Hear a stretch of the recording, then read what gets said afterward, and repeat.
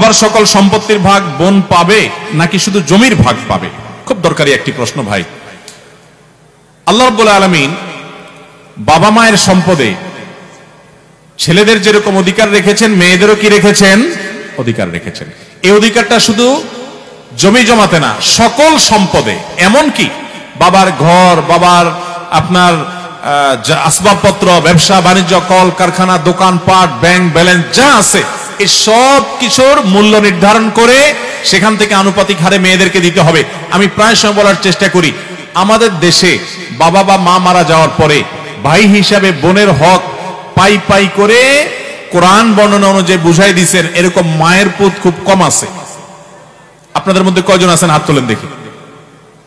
বাবা মারা গেছে, মা মারা গেছে, বোনের হক বুঝাই দিচ্ছেন, হাত তোলেন দেখি কয়জন আছেন? দেখেন হাত কিন্তু উঠছে না। অনেকেরই বাবা মারা গেছেন, মা মারা গেছেন, হাত কিন্তু উঠছে না। খুব ভালো করে শুনে রাখেন, ভালো করে শুনে রাখেন। রাস্তায় যদি দাঁড়ায় ডাকাতি করেন পিস্তল হাতে নিয়া, ছুরি দিয়া, এতে গুনাহ হবে। ডাকাতি ভয়াবহ অপরাধ। আপনি যদি চুরি করেন আর একজনের হক মেরে খান, এতে অপরাধ হবে। অন্যের হক মেরে খেলে যে অপরাধ হয়, ভালো করে শুনে রাখেন। বাবা মায়ের সম্পদ থেকে বোনকে যেভাবেই হোক বঞ্চিত করছেন, হক দেন নাই, অপরাধ তার চাইতে বেশি হবে। কেন বেশি হবে জানেন?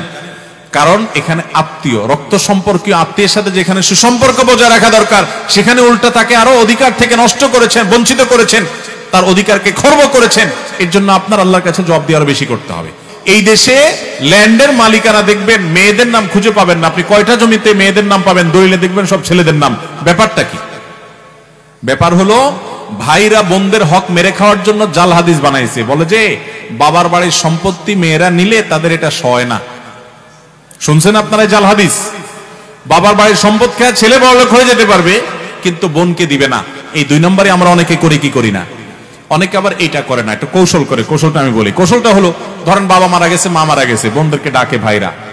এটার নাম আমি দিছি বাটপার ভাই। এই বাটপার ভাইরা ডেকে বলে, এখন বোন দেখো, বাবা তো যা রেখে গেছে দেখছো, বাবার জন্য অনেক পয়সা করে আমি খরচ করা লাগছে, অসুখ বিসুখ ছিল, আর তোমাদেরকে তো বিয়ে শাদী দিছি, সামনেও দেখাশোনা করা লাগবে, বোন বাগিনা আসো। এখন তোমাদের তো এখানে কোরআন হাদিস অনুযায়ী আপনার হক আছে, মৌলভী সাহেব বলছে যেটা দিতে হবে, আল্লাহ কোরআনে বলছেন ফরিদাতুম মিনাল্লাহ, আল্লাহর নির্ধারণ, এটা দিতে হবে। এখন তোমরা কি বলো? এমন ভাবে উপস্থাপন করে, বোনরা চিন্তা করে বাবার বাড়ি বিটায় উঠে দাঁড়াইতে হবে, এসে পা রাখতে হবে, এখানে একটু বেড়াইতে আসতে হবে, এখানে নাড়ি পোতা আছে, বাবা মার স্মৃতি আছে, আসতেই হবে। যদি ভাগে নিয়ে যাই, ভাই ভাবি তো আর তাকায়ও কথা বলবে না, তো দরকার হলেও বলে থাক ভাই, দেওয়া লাগবে না, আমরা খুশি। এই 2 নম্বরই করা হয় কি হয় না? মেয়েদের সাথে 2 নম্বর এটা এখানে না, বাসর রাত থেকে শুরু হয়। বাসর রাতে ওই যে চলা অঙ্কের মোহর ধরে মেয়ের বাপরা বোকার মতো পায় না 10 টাকাও ধরে 10 লাখ টাকা। তো ছেলেও কম বাট পান না, বাসর ঘরে যায় বউরে বলে, দেখো মোহর তো 10 লাখ ধরছে, আল্লাহর রহমতে কয়দিন পরে ইটালি চলে যাব, কত 10 লাখ আসবে, সবই তো তোমার। এখন তুমি অনুমতি না দিলে তো আমি সামনে আগাইতে পারি না, তুমি কি বলো? এবার মেয়েরাও বোকা, সহজ সরল আমাদের দেশে, বলেছে আরে বলেন কি, টাকা দিয়ে আমি কি করব, সেসব লাগবে না, সে মাফ করে দেয়, বাস ছেলে পার পায়ে গেল আর কি। এই বাটপারি মেয়েদের সাথে ওই বাসর রাত থেকে শুরু হয়, বাবা মার সম্পদ পর্যন্ত। ফুফু হয়ে গেছে, কয়জন মায়ের পুত আছেন বলতে পারবেন? আমার দাদা সম্পদ দেয় নাই, বঞ্চিত করছে, চাচারা দেয় নাই, বাপেরা দেয় নাই, আমি ভাতিজা হিসাবে ফুফুদেরকে ডেকে হক বুঝাই দিছি। এরকম আছেন মায়ের পুত? খুব একটা নাই এ দেশে।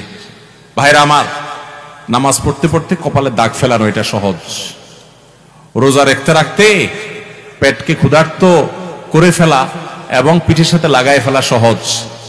অনেক আমল করা এদেশে অনেক সহজ, কিন্তু বাবা মার সম্পদে বোনদের অধিকার কোরআনের বর্ণনা অনুযায়ী পাই পাই করে বুঝাই দেব, 1 ফোঁটাও রাখবো না। তারা না নিলে জোর করে দিব, এবং দেওয়ার সময় বলবো, বোন এটা নিতে তুমি হেজিটেশন করো না, তুমি এটা নাও। বাবার সম্পদে তোমার ভাগ নেওয়ার মানে এই না যে তোমার সাথে আমার সম্পর্ক শেষ হয়ে গেল। ভাই বোন, ভাই বোন রক্তের সম্পর্ক চিরকাল থাকবে। এই ভিটা তোমার, চিরকাল আসবা, বাবা মার স্মৃতি, এখানে তুমি সারা জীবন আসবা, আমি তোমার বাড়িতে যাব।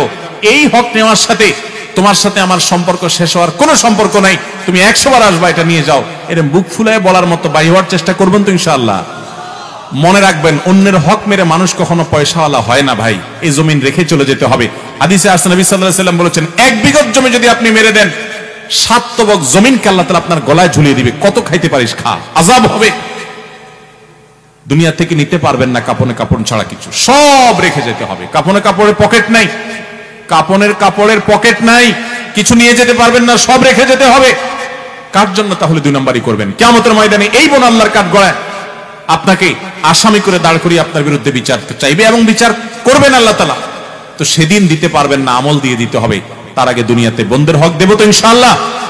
বোনদের হক শুধুমাত্র বাবার জমিনে থাকে না। অনেক ছেলেরা আছে, বাংলাদেশের 99% মানুষ বলতে পারি আমি প্রায়, যে বাবার হক দেয় যারা, তারা ওই মাঠের জমি জমাতে কিছু লামসাম ভাগ দিয়ে দেয়, থোক কিছু দিয়ে দেয়, গর্বিটাতে দেয় না, বলে যে এটা ছেলেদের। সবগুলার মূল্য বের করে তাদেরকে সেই মূল্য আনুপাতিক হারে তাদের প্রাপ্য বুঝাই দিতে হবে। দেব তো সবাই ইনশাআল্লাহ। আল্লাহ আমাদের তৌফিক দান করুন।